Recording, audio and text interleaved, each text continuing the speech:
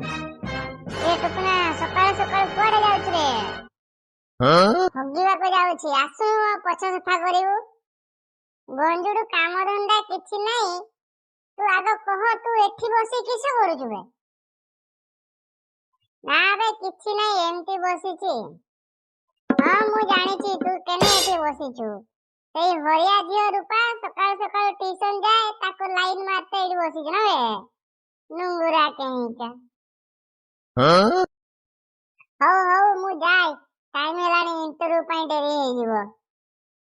ହଉ ଯା, ଆସିଲା ବେଳେ ମିଠା ନେଇ ଆସିବୁ ହେଲା। ମିଠା ନା ବାରଟା ଆଣିବି?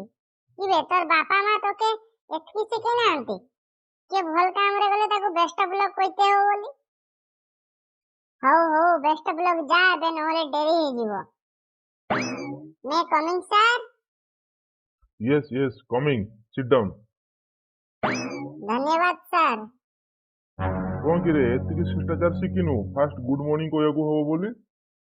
ସରି ସରି ସାର୍, ମୁଁ ଭୁଲି ଯାଇଥିଲି। Good morning sir, good morning. Morning. What is your name? କଣ କହିଲେ ସାର୍ ବୁଝିଲାନି? ଓଡ଼ିଆରେ କୁହନ୍ତୁ ସାର୍, ଓଡ଼ିଆରେ କୁହନ୍ତୁ। କଣ କିରେ ତୁ ଇଂଲିଶ ବୁଝି ପାରୁନୁ କିରେ? ହଁ ସାର୍ ଜାଣିଛି, ଇଂଲିଶ ଫିଲ୍ମ ଦେଖି ଦେଖି ଟିକେ ଟିକେ ଶିଖିଛି ଆଉ। କୋଉ ଫିଲ୍ମ ଦେଖୁ କିରେ? ଏଇ ଯୋଉ ଟକାଟକି ଲଗା ଲଗି ହୁଅନ୍ତି ସେଇ ଫିଲ୍ମରେ ରାତିରେ ଟିକେ ଦେଖିଦିଏ। ବଦମାସ, ଏଇ ବୟସରୁ ଏଇ ଫିଲ୍ମ ଦେଖୁଛୁ?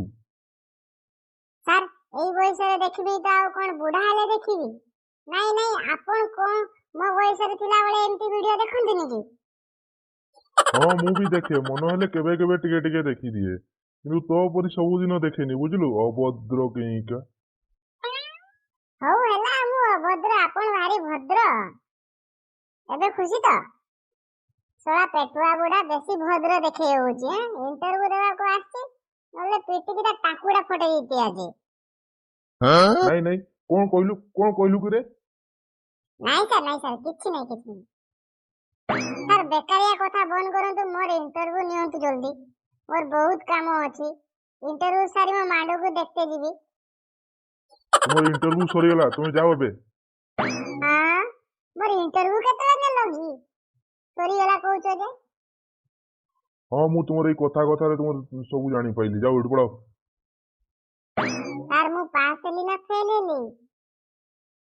ତୁମେ ଫେଲ ହେଲ, ପଳାଅ ଏଠୁ। ଦରକାର ନାହିଁ ତମ ଭଳିଆ ପିଲା ମୋ କମ୍ପାନୀରେ। ହଉ ରହ ରେ ପୁଅ, ତତେ ଦେଖି ନେବି।